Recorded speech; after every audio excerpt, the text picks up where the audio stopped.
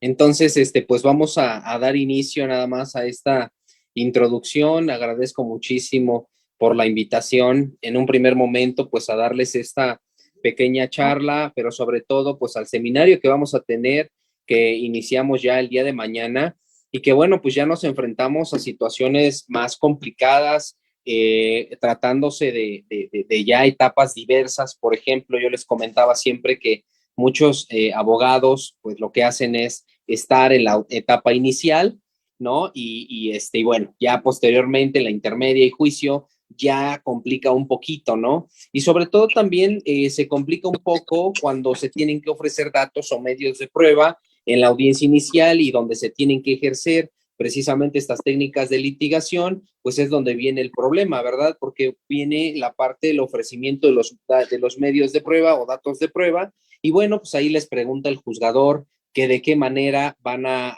desahogar sus datos o sus medios de prueba. Y bueno, pues ya ahí es donde se nos empieza a complicar la cosa porque pues hay ciertos requisitos, ciertos lineamientos para poder realizar un ofrecimiento y sobre todo las fases que conlleva la prueba en sí y que, bueno, lo debemos de tomar en consideración. Estas técnicas de litigación pues empiezan claramente desde que incluso me atrevería a decirlo desde el momento en el que la persona se encuentra detenida ante la gente del Ministerio Público, existen esas técnicas, pues así lo establece también el artículo 140 del Código Nacional de Procedimientos Penales, en donde establece esa facultad que tiene también el agente del Ministerio Público para poder decretar una libertad durante la investigación. Entonces, en un primer momento sería importante destacar que cuando, por ejemplo, en un caso práctico, pues la familia de nuestro representado, o más bien de su representado, pues les va a decir, abogados, mañana, ¿qué cree que pues, acaban de detener a mi familiar? Y bueno, necesito de sus servicios, ¿no? No, pues a qué hora lo detuvieron, ¿no? Lo detuvieron a tal hora, ok, ¿dónde está? No, pues en tal agencia. Entonces, en esos términos, lo primero que tenemos que identificar pues son los requisitos claramente de lo que establece el 140, que es la libertad durante la investigación, y si advertimos que son requisitos que resultan procedentes, podemos solicitar la libertad en ese momento de conformidad con ese numeral. Establece también que uno de los requisitos, bueno, es que sean delitos patrimoniales, que no sean graves, y sobre todo que el Ministerio Público no advierta la necesidad de la cautela. Entonces vamos a tener que destacar esta parte de la cautela que precisamente más adelante lo vamos a tocar también respecto de la eliminación de la prisión preventiva oficiosa, dejando subsistente la prisión justificada y por supuesto dejando a la gente del Ministerio Público esa carga de la prueba, también respecto de la imposición de una medida cautelar que deberá de sustentar claramente la fiscalía esa necesidad de imponer una medida cautelar. Si bien es cierto, el artículo 19 constitucional en su párrafo segundo establece el catálogo de medidas cautelares, ese catálogo de medidas cautelares bueno, catálogo de prisión preventiva oficiosa y donde nos da esta parte de la medida cautelar de prisión preventiva oficiosa. Se elimina, dice, bueno, ya no, aunque esté en el artículo 19 constitucional, los delitos de prisión preventiva oficiosa, se requerirá justificar, que bueno, se deriva precisamente de la sentencia del campo, del caso de Zompantle Tepile, en donde se establece precisamente esta situación respecto de la prisión preventiva oficiosa. Entonces, ahora toda la prisión que solicite como medida cautelar la fiscalía, pues deberá de estar justificada. ¿Y dónde va a sentar las bases esa justificación? Es muy sencillo, la justificación del agente del Ministerio Público deberá de estar plasmada para la solicitud de la prisión preventiva justificada en lo que establece el numeral 168, 169 y 170 del Código Nacional de Procedimientos Penales, en donde claramente establece los elementos de la necesidad de la cautela. Entonces, cuando estamos en la agencia del Ministerio Público, pues vamos a solicitar la libertad de nuestro representado y tenemos que establecer desde un primer momento que, uno, no sea un delito, por supuesto, grave, que sea un delito que no sea con violencia patrimonial, por supuesto, pero sobre todo que el Ministerio Público no solicitará la prisión preventiva como medida cautelar también que no va a solicitar, en este caso más bien que está en riesgo la víctima o posiblemente que la investigación también pudiese estar en riesgo, ¿no? Esos elementos muy claros, el agente del Ministerio Público los va a tener que verificar y para eso son ustedes, ¿no? La defensa, desde ahí empieza sus técnicas de litigación, porque ¿qué van a utilizar? Pues deben de justificar la cautela, ¿no? Entonces, solicitarle, por supuesto, a sus clientes o familiares de su cliente lo necesario para garantizar un arraigo dentro de esta demarcación y sobre todo que no va a existir peligro en la investigación o un riesgo y que, bueno, las víctimas tampoco van a tener un riesgo, ¿no? Entonces, habiendo justificado dicha situación mediante documentación que ingresen en la fiscalía, con eso pudiera ser contundente para solicitar una libertad durante la investigación. Recuerden también que el agente del Ministerio Público es una autoridad y la autoridad del Ministerio Público puede ser impugnada mediante diversas situaciones. En este caso, ante una negativa de la libertad de su representado debidamente justificada, bueno, resultaría procedente incluso un amparo contra esa determinación en donde pudiera proceder un amparo indirecto en términos de lo que establece el artículo 22 de la Constitución y el artículo 15 de la Ley de Amparo, en donde pudiera incluso proceder este medio de impugnación, ¿no? Que pudiera obtener de esa manera también la libertad del representado, tomando en consideración que la privación de la libertad teniendo como medida cautelar una menor lesiva, Ministerio Público, igual que el juez de control, deberá de hacer una aplicación e interpretación del principio de mínima intervención para poder dejar hasta el último, ¿sí? Esta situación de la prisión, ¿no? Debe de ponderar la libertad del representado y por eso pudieran obtener también esta libertad. Ahora bien, por lo que hace ya a lo que es el proceso dentro de una etapa judicializada, pues nosotros sabemos pues ya de fondo que este sistema de justicia penal pues se divide en varias etapas, sobre todo en 3 etapas, pero que estas también se dividen en subetapas. Tenemos la etapa de investigación que se va a dividir en 2, ¿sí? Esta etapa de investigación inicial que es ante la fiscalía y también ante el juez de control y ante la fiscalía, bueno, lo conocemos como etapa de investigación no judicializada, etapa de investigación desformalizada. Ministerio Público, si encuentra elementos suficientes para poder llevarlo ante un juez de control, entonces así lo va a hacer valer. Pero recuerden que la gente del Ministerio Público solamente podrá ordenar la detención o podrá determinar esa detención en términos de lo que establece el artículo 16 constitucional en su párrafo quinto y párrafo sexto, y la temporalidad en la cual el Ministerio Público tendrá una persona detenida será su sustento en el artículo 16 constitucional, párrafo décimo. Es con ese antecedente constitucional que el Ministerio Público puede mantener esta persona detenida, pero no es suficiente. Es decir, tengo elementos para poder sujetarlo a un proceso, entonces lo voy a ingresar con un juez de control para que pueda calificar ese juez de legal esa detención.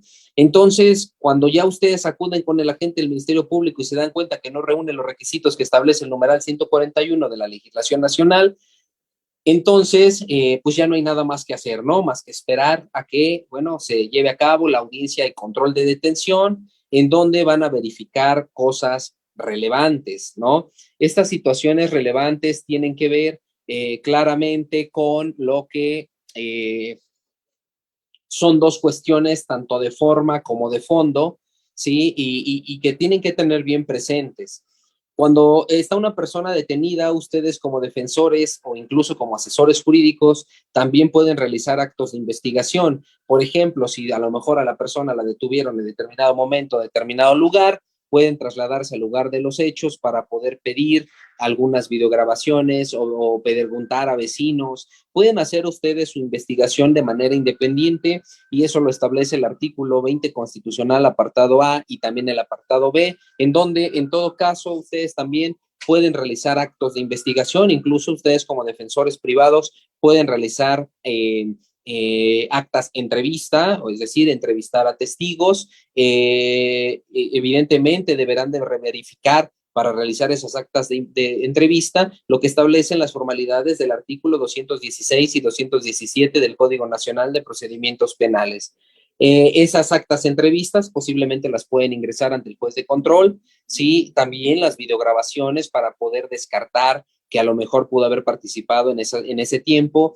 Recuerden que la fiscalía pues puede dar un horario en específico de la detención, sin embargo a lo mejor dentro de unas videograbaciones pues, se puede advertir que no sucedieron en esos horarios que la fiscalía dice y bueno pues puede también ser un motivo de debate dentro del control de la detención.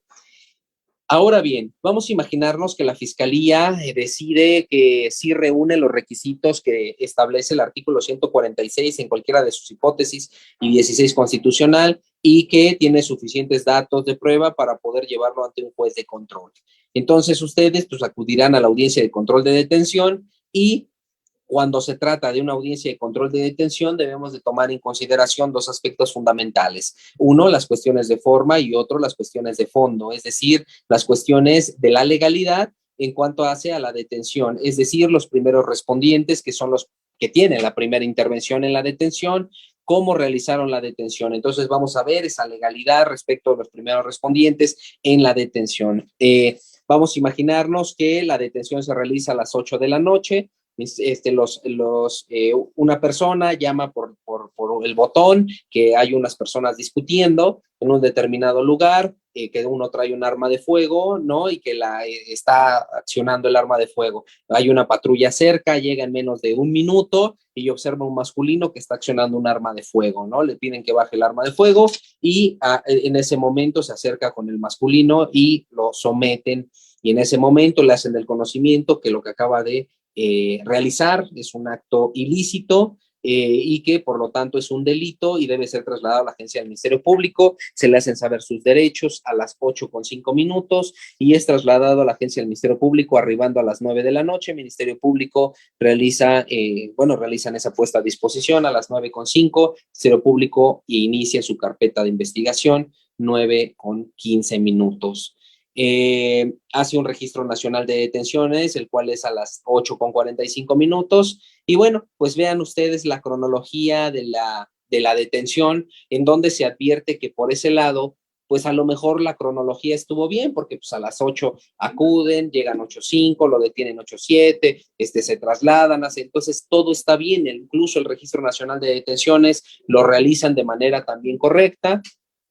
Y entonces, por ese lado, en una audiencia de control de detención, pues no podemos debatir por lo menos la legalidad, pero podrá haber cuestiones de fondo que sí se puedan debatir, es decir, que compagine lo que establece el artículo 16 constitucional, también lo que establece el 146, ya sea en su primera hipótesis o segunda, porque ha habido casos en donde pues la fiscalía refiere que es la hipótesis del apartado B, hipótesis segunda, y resulta que no es así. Y bueno, por esos motivos, a lo mejor, pues hay una violación procesal y entonces se decreta la inmediata libertad de su representado porque no se adecuan las hipótesis que establece el Código Nacional respecto de la flagrancia. Al haber hecho ustedes un análisis de esto, vamos a suponer que sí acudieron a algún lugar y tienen un testigo o tienen un video que dice un horario distinto, que en el horario que dice la fiscalía a las 8 de la noche está todo solo, no se ve nada, no hay movimiento de las 8, desde las 10 para las 8 hasta las 8:30 no hay movimiento y Ministerio Público dice que a las 8 sucedieron los hechos. Pero tengo un video.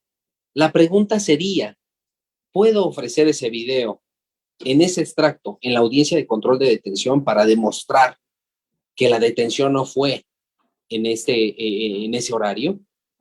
El Código Nacional, si ustedes advierten, no establece oportunidad para poder ofrecer medios o datos de prueba para desacreditar la supuesta legal detención del agente del Ministerio Público. No hay un artículo que diga que se podrán ofrecer datos o medios de prueba para desacreditar. Sin embargo, recordemos también lo que establecen los parámetros constitucionales, la aplicación del control difuso y la aplicación del control convencional en los casos de naturaleza como esta, donde la legislación nacional no establece de manera literal ¿sí? Una oportunidad de ofrecer pruebas. Y es por ello que debemos de situarnos en lo que establece el artículo primero constitucional en su párrafo segundo, derivado de la reforma del 2011, en donde dos principios fundamentales surgen. Y entre ellos es el principio pro persona o pro hominem y el principio de interpretación conforme, en donde dichos principios constitucionales se encuentran relacionados con el artículo 133 de la Constitución, en donde establece la supremacía constitucional y que va a perdurar lo que la Constitución dice. Por lo tanto, entonces, si en el control de la detención el Código Nacional no me establece que puedo ofrecer datos o medios de prueba, la obligación de la autoridad judicial es realizar una interpretación conforme, es decir, qué dice la Constitución respecto de la admisión de los medios o datos de prueba para las partes. Entonces, nos tendríamos que situar en lo que establece el artículo 20 constitucional, apartado B, fracción cuarta, y ahí nos dice, se le recibirán todos los datos o medios de prueba a las partes, incluso a la defensa, se le auxiliará para cualquier cosa que requiera, ¿no? Entonces, la Constitución establece que se le deberán de recibir todos y cada uno de sus datos de prueba y entonces en el control de la detención para no vulnerar derechos fundamentales, sobre todo el derecho a la prueba, se le tiene que admitir ese video. Y entonces usted le va a decir, el juez les va a preguntar, ¿cómo quiere que se incorpore ese video? ¿Como dato de prueba o como medio de prueba? Entonces, aquí es donde nos vamos a empezar a tener problemas, porque si es como dato de prueba, pues a lo mejor usted le cuenta lo que dice el video, ¿no? Pero si es como medio de prueba, pues ponga el video, ¿no? Pero para poder poner el video necesitamos forzosamente que las pruebas documentales requieren de un testigo de acreditación. Entonces, ¿quién va a ser su testigo de acreditación? Es decir, por conducto de quién va a ser incorporado ese video que le va a mostrar al juez esta parte de la detención que no fue de manera correcta, ¿no? Entonces, es importante establecer dichas circunstancias. Habiendo calificado de legal la detención, se procederá a la formulación de imputación. Pero antes, en la calificativa de legal detención, para todos aquellos que, bueno, vayan incursionando y que apenas vayan a hacer sus primeras audiencias de control, pues los jueces lo hacen de la siguiente manera. Si hay un control de detención, una audiencia de control de detención, los jueces les van a pedir a qué hora fue, a la fiscalía le van a pedir ¿a qué hora fue el hecho? ¿Dónde fue el hecho? ¿A qué hora fue la detención? ¿A qué hora fue el registro nacional? ¿A qué hora le leyeron sus derechos? ¿A qué hora fue puesta a disposición?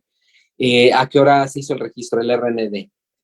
Ya que se haya verificado todo eso, le van a preguntar a la fiscalía que con qué datos de prueba sustenta esa petición de que se califique de legal la detención. Y en la mayoría de los casos, muchos tratan de establecer otros datos de prueba eh, para poder establecer esa flagrancia. Pero a veces esos datos de prueba que la fiscalía va a proporcionar no tienen relación con la flagrancia. Por ejemplo, si voy a establecer para la flagrancia un dictamen de necropsia, pues obviamente no tiene que ver con la hipótesis de la flagrancia. Entonces solamente se tiene que hacer del conocimiento los datos de prueba que cuenten para sustentar la flagrancia.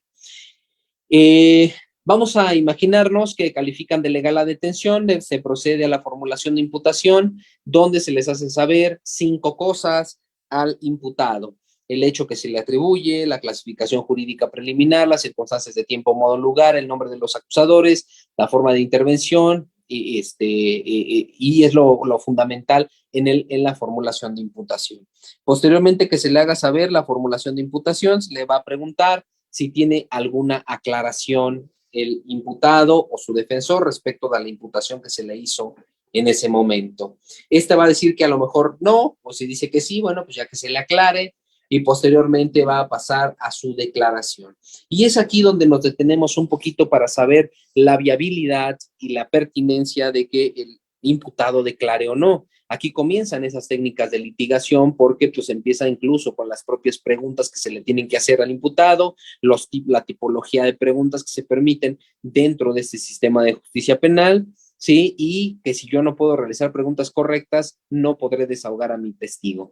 Entonces, en este caso, que es la declaración del imputado, vamos a imaginarnos que el imputado, pues sí va a declarar, ¿no? Entonces le van a preguntar si lo quiere hacer de manera abierta o lo va a hacer de preguntas de su defensa.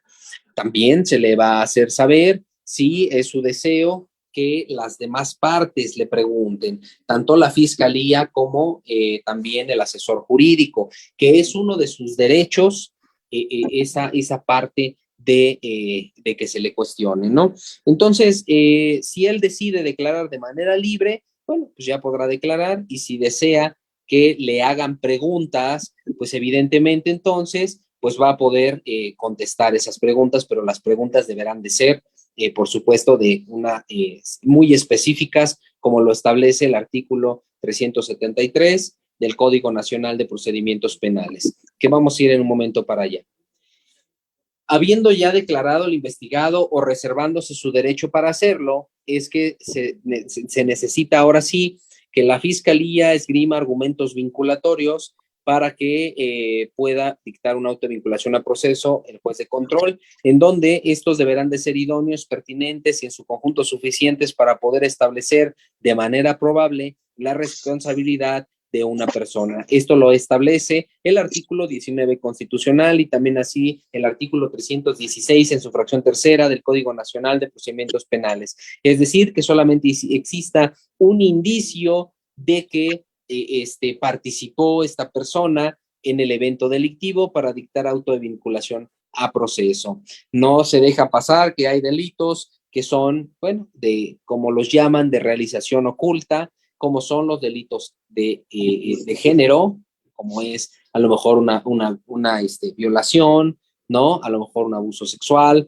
o a lo mejor incluso hasta un homicidio o un feminicidio, en donde pues el victimario espera el momento oportuno para poder privar de la vida a la mujer sin que esté nadie. Por esas situaciones, cuando no hay testigos presenciales de los hechos, la Corte se ha pronunciado respecto de lo que es la prueba indiciaria o prueba circunstanciada, que esta implica llegar de hechos desconocidos a hechos conocidos, es decir, del cúmulo de información razonable, se logra establecer en grado de probabilidad que una persona ha participado en un evento delictivo. Entonces, con eso es suficiente para dictar auto de vinculación a proceso. Sin embargo, antes de ello, pues vamos a lo que establece el artículo, sí, 314 y 315 del Código Nacional. Me voy a detener aquí un poquito para poderles explicar más a detalle, ahora sí, las técnicas de litigación que conlleva. Miren, estas técnicas vienen plasmadas en el artículo o en la etapa de juicio oral. Por eso es que el artículo 314 es muy claro en establecer que para poder desahogar medios de prueba o datos de prueba dentro de la duplicidad del término constitucional, se deberá establecer las reglas de juicio oral. ¿Y dónde encontramos las reglas de juicio oral? Muy simple, artículo 370, 373, 376, 380, 383 y 386.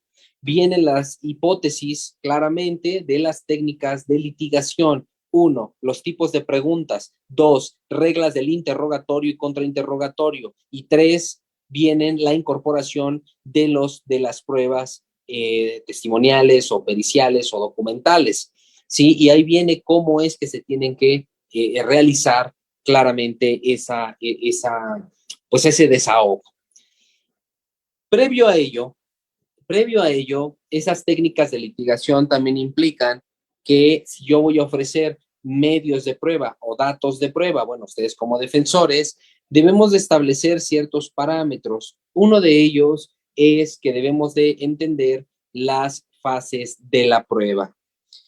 Y bueno, vamos a irnos un poquito atrás, como lo establece la teoría general del proceso respecto de la prueba. Y no se debe dejar pasar claramente que la prueba es un derecho humano, ¿sí? ¿Por qué? Porque la prueba cumple con los fines del proceso que están establecidos en el artículo 20 constitucional, apartado A, fracción primera, donde nos dice que uno de los objetos del derecho penal lo es el esclarecimiento de los hechos. Y para poder esclarecer el hecho, pues forzosamente se requiere de un ofrecimiento de pruebas, ¿no? Para que el juez pueda ponderar.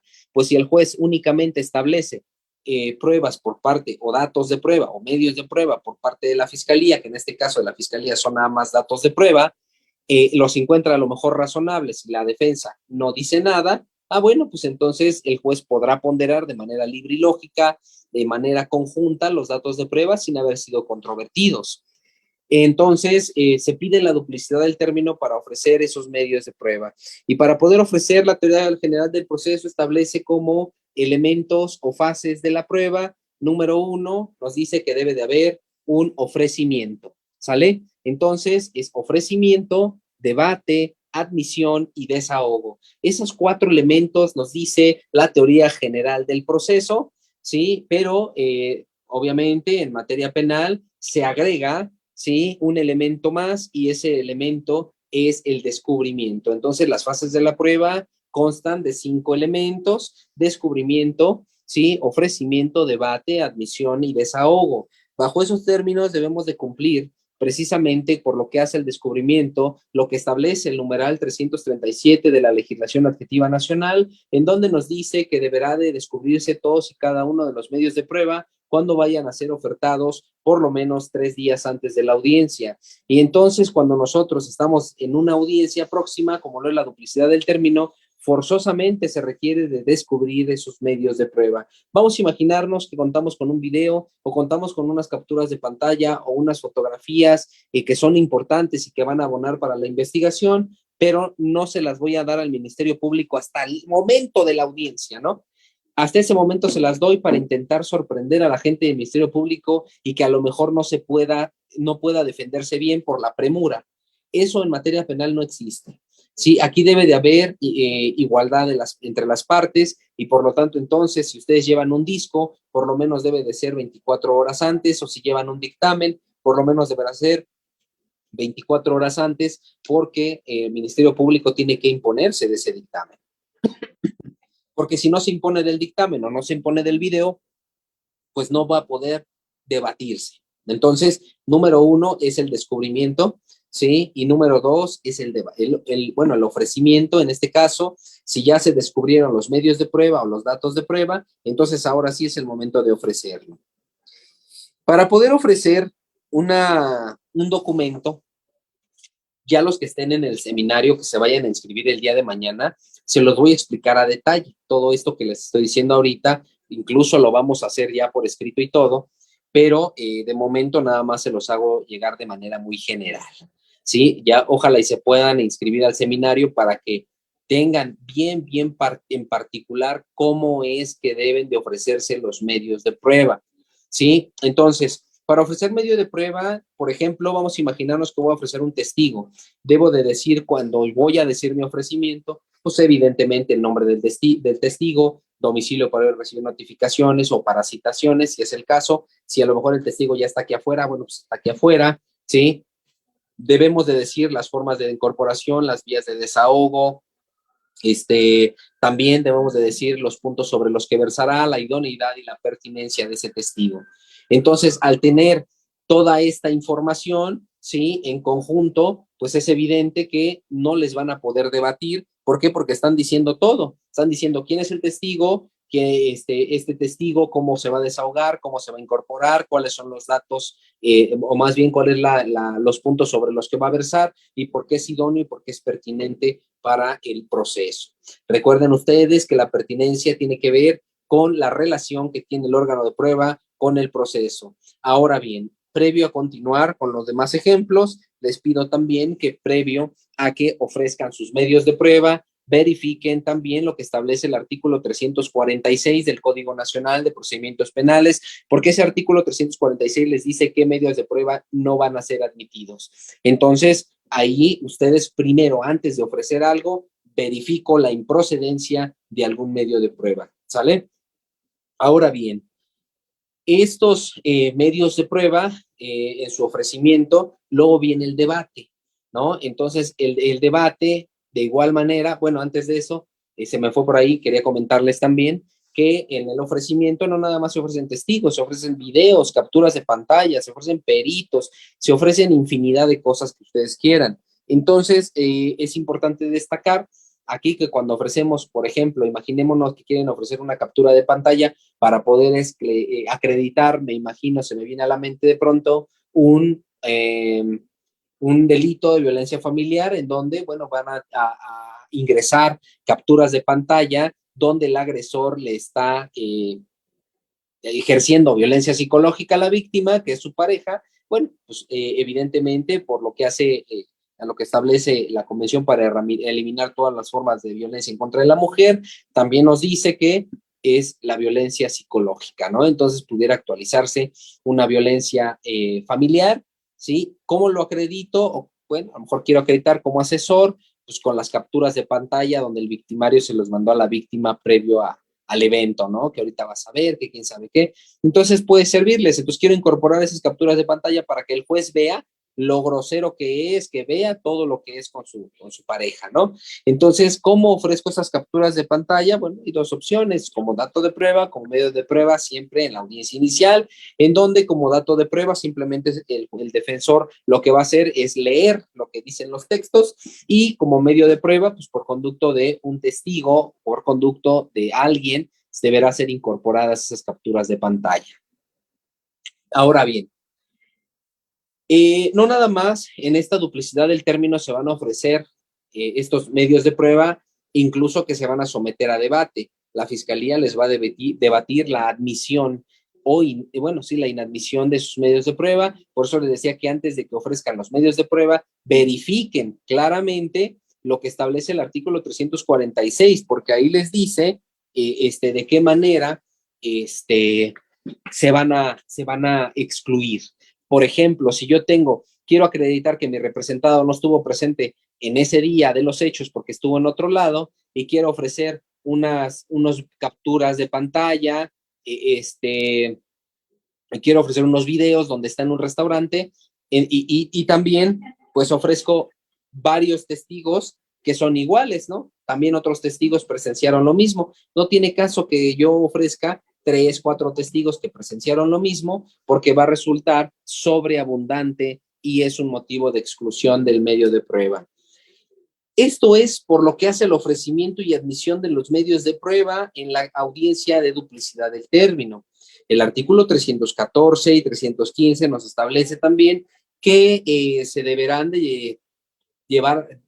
de tomar en consideración las reglas de juicio oral, sobre todo. Entonces, cuando hay un interrogatorio por parte de un desahogo de una persona, se deben de seguir las reglas del interrogatorio y esto lo van a encontrar regulado en lo que establece el artículo 373 de la legislación nacional, en donde les va a decir las preguntas que son procedentes en los testigos. Por ejemplo, si yo tengo un testigo, yo ofrezco a un testigo como defensa, porque una de las cosas que también se deben destacar, pues es precisamente que la única persona que se encuentra facultada para poder ofrecer medios de prueba lo es los defensores o el imputado, es decir, la fiscalía no puede ofrecer medios de prueba, ¿verdad? En la audiencia inicial ni datos de prueba, porque ya lo hizo, ¿no? Entonces la audiencia de duplicidad, el Ministerio Público no puede, lo puede hacer la defensa, y entonces, por lo que hace a un testigo, por ejemplo, que quisiera desahogar en la audiencia de juicio,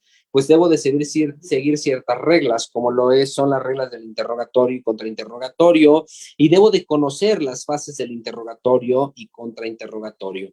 ¿Por qué? Porque si no me pueden objetar y finalmente no voy a poder desahogar a mi testigo si no hago las preguntas como se debe. Vamos a poner un ejemplo. Yo soy el testigo, perdón, el abogado y tengo a mi testigo. Yo ofrecí un testigo. Este testigo es un testigo, en, en esta hipótesis que de cargo, ¿no? En este caso, yo ofrecí ese testigo. Cuando yo soy el oferente de la prueba, tiene reglas el interrogatorio, ¿sí? En primer término, va a ser un interrogatorio directo, ¿sí? Y cuando se habla de interrogatorio directo, se está prohibidísimo realizar preguntas que son sugestivas. Entonces, las preguntas sugestivas no se encuentran permitidas dentro del interrogatorio directo. ¿Y a qué se refiere con preguntas sugestivas? Bueno, que son preguntas que llevan encaminadas una respuesta. Por ejemplo, yo no puedo realizar preguntas como testigo, el día 28 de junio del 2023, ¿qué estaba usted haciendo? ¿No? Evidentemente, objeción, señoría. ¿Por qué objeción? Fundamentela. La pregunta es sugestiva. Está incorporando información al órgano de prueba. Si lo que pretende hacer la fiscalía, bueno, en este caso la defensa, si lo que pretende hacer la defensa es obtener información, pues que le haga preguntas que no sean sugestivas. Caso contrario, a lo que hay en un contrainterrogatorio. Por eso digo que es importante establecer las fases del interrogatorio. ¿Y cuáles son las fases del interrogatorio? Bueno, muchos autores establecen que solamente hay 4 fases en un interrogatorio, ¿sí? Sin embargo, otros autores manejan 5 fases en el interrogatorio, en el interrogatorio directo, o ya en general, ¿no? Por ejemplo, tenemos interrogatorio directo, contrainterrogatorio, reinterrogatorio, recontrainterrogatorio y por último muchos dicen que hay preguntas del juez, que porque el juez también realiza preguntas a los órganos de prueba si es que tiene alguna situación, pero se debe destacar que el juez solamente va a realizar preguntas en el momento en el que tenga una duda respecto de una pericial. Por ejemplo, en dado caso que un perito en materia de química establezca que en el cuerpo de la víctima se localizó fosfatasa ácida, líquido P30, ¿sí? Y a lo mejor el juez, pues ninguna de las partes pregunta y el juez dice, bueno, ¿cuál es la diferencia entre una fosfatasa ácida y un líquido P30? Bueno, pues entonces el perito deberá de explicar.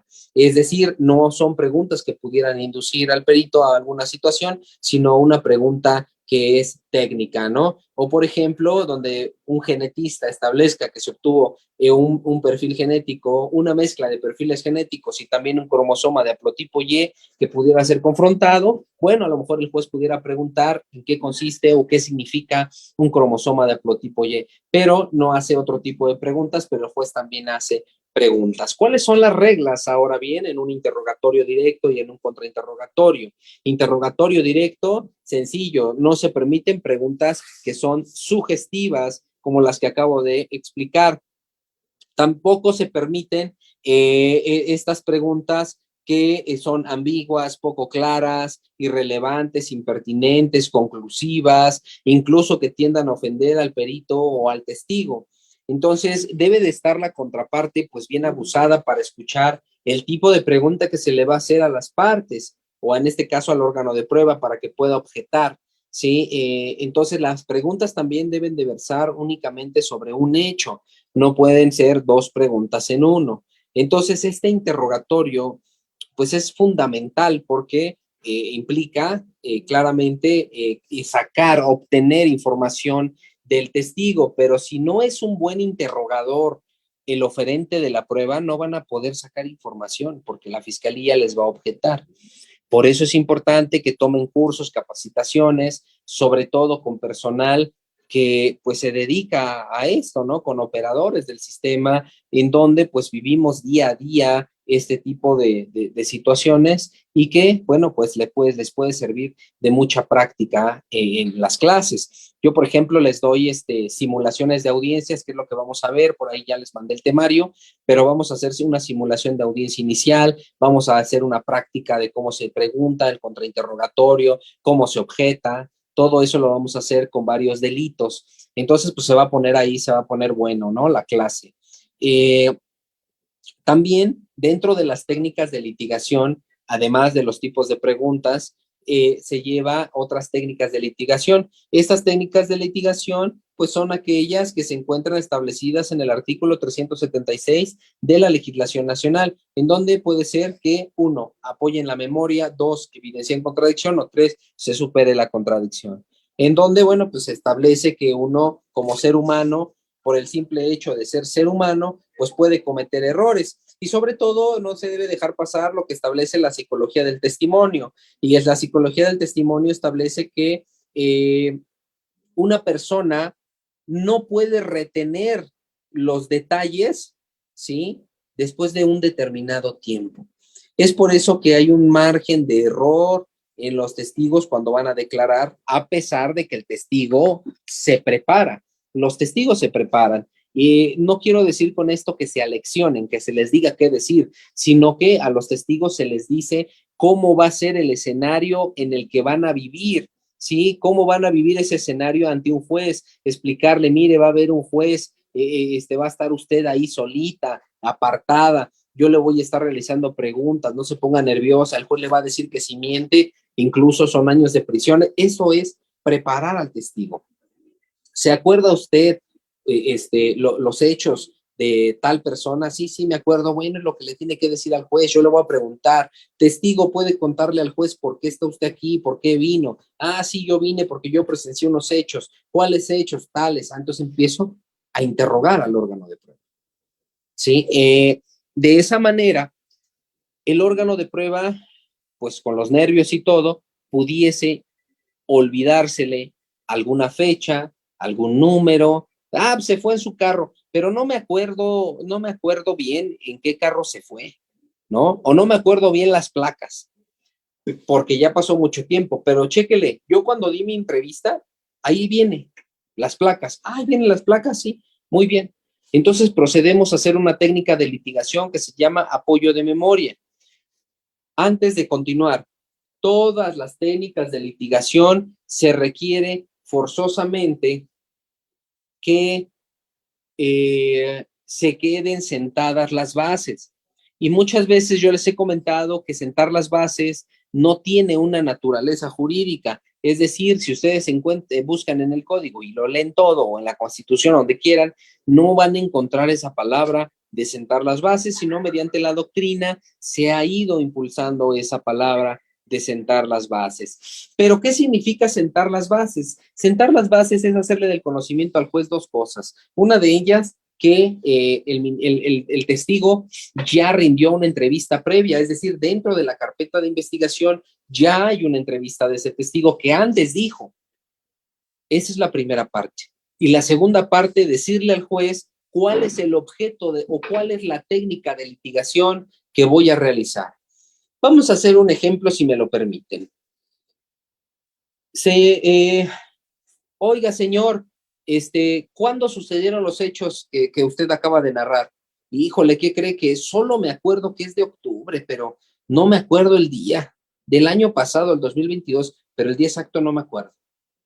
Ah, pero ¿qué cree? Que cuando yo di una entrevista, ahí lo dije, ahí sí lo dije porque pues estaba fresco, fue al otro día, pero no me acuerdo bien, solo me acuerdo que ese día salí de trabajar, pero no sé si fue jueves, viernes, el día es el que no.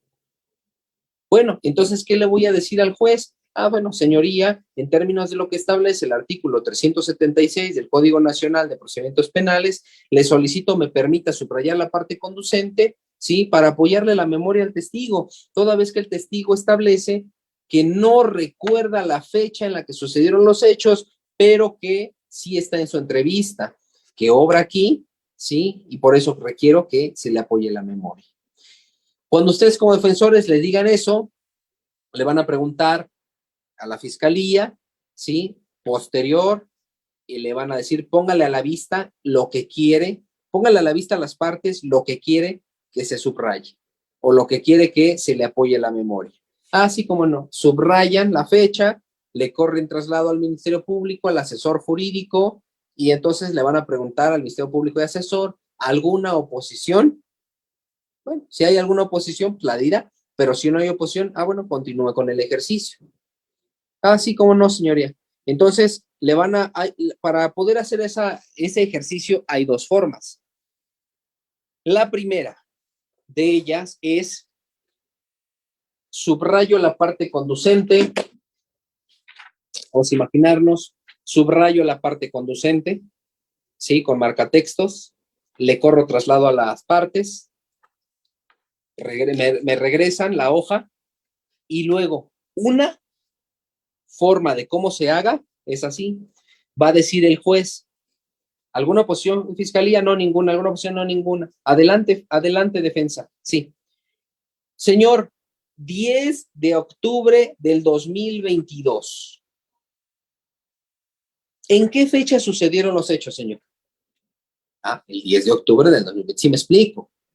Ya hizo el apoyo de memoria, ¿sí? Pero mediante preguntas abiertas, porque no se permiten preguntas sugestivas. Ese es un ejercicio, una forma. Van a encontrarse muchos juzgadores que lo hagan así, pero van a encontrarse otros jueces que no permiten que se realice de esa manera, que lo hagan de manera correcta. Entonces, no, por ahí no me los vayan a regañar, ¿no? Entonces, subraya la parte conducente, corro traslado, alguna oposición, ninguna. Póngale a la vista al testigo lo que subrayo. Testigo, ¿alcanza a ver lo que está subrayado? Sí. Bien. Léalo para usted. Léalo en voz baja. Ya lo leí. Le pregunto, ¿en qué fecha sucedieron los hechos? Ah, bueno, el 10 de octubre del 2023, ¿sí me explico? Entonces, el ejercicio de esta técnica de litigación, por lo que hace al apoyo de memoria, pues se hace de esa manera, ¿no?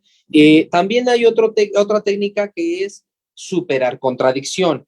Para poder superar contradicción es lo mismo, debe de estar sentada las bases y debe de haber una entrevista previa, pero superar una contradicción, ojo, es cuando mi testigo se equivoca. Vamos a imaginarnos que en vez de que dijera 10 de junio con N, dice 10 de julio con L de Lalo. Entonces está mal, pero ya lo dijo. Imagínense, el testigo dice que él presenció unos hechos el 10 de julio. Y no es cierto, porque en esa fecha, un mes después, pues va a atentar contra el fondo. O sea, va a ser un caos esa audiencia. Hay que corregirlo. ¿Cómo lo corrijo? Con la misma técnica. Señoría, permita subrayar la parte conducente para efecto de superar una contradicción del testigo, toda vez que él en su entrevista refiere una cosa y ahorita está diciendo otra, ¿no? Ok, subraya la parte conducente. Subraya la parte conducente, corre en traslado a las partes, regresa, se le pone a la vista al testigo y se le pregunta. Lea en voz baja y ahora sí dígame cuándo sucedieron los hechos. Ay, no, me equivoqué, disculpe, no fue en julio con L, fue en junio con E de niño, ¿sí? Se supera una contradicción en esos términos.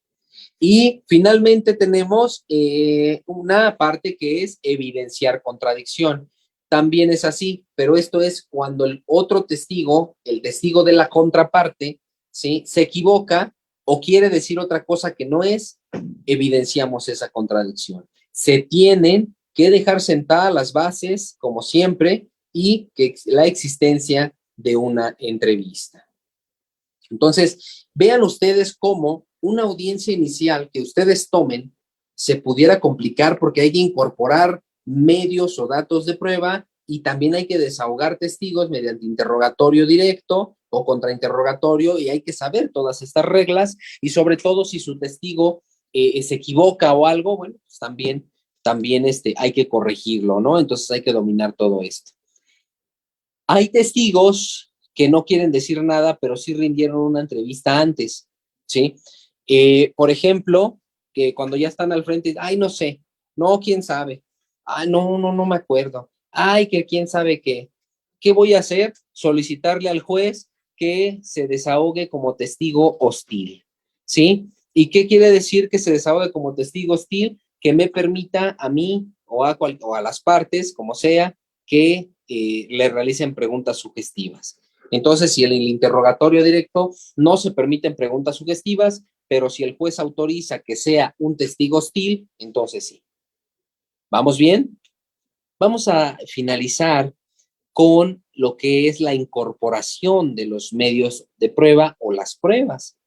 Esto viene regulado en el artículo 383, 380 y 386, en donde viene un debate porque luego dicen que hay un disco compacto en el cual tiene una videograbación y lo ofrecemos como documento, ¿no?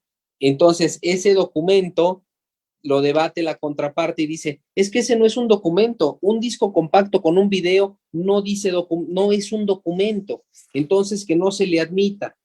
Bueno, el artículo 380 y, acá les voy a decir,